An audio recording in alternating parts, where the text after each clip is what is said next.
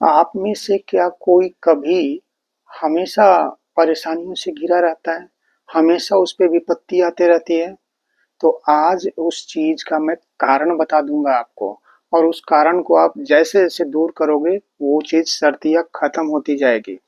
अब देखो क्या है कि जरा ध्यान से सोचना कि मक्खियां किधर जाती हैं, है ना? मक्खी और मच्छर कहाँ पनपते हैं? वो वहीं पनपते हैं जहाँ पे गंदगी होती है ना? और उस गंदगी में पनप कर फिर वो बीमारी वहन करती है, हमारे आपके घरों तक पहुंचा देती है।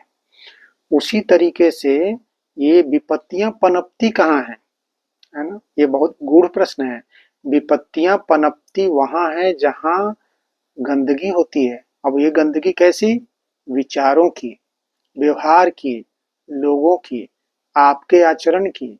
आप इसको स्पिरिचुअल ढंग से मत केवल लेना, ये बिल्कुल सच्चाई है कि विपत्तियां रास्ता ढूंढती हैं कि किस तरीके से ये गलत व्यवहार करे, ये गलत संगति में पड़े, गलत आचरण करे, गलत बातें बोले, और उसके बाद हम इस पे टूट पड़े, है ना? तो जिस तरीके से मक्खी मच्छर गंदगी पर पल करके हमें परेशान करते हैं, उसी तरीके से ये बड़ी विपत्तियां जिससे कोई हमेशा घिरा रहता है, वो आती हैं इसी तरीके से, गंदगी की ओर आती हैं।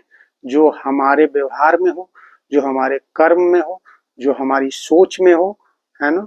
तो ये गंदगी को जैसे जैसे आप दूर करते जाओगे ना, कम से कम करते जाओगे, आप पाओगे कि आपके ऊपर परेशानी और विपत्तियां कम से कम होती चली गई।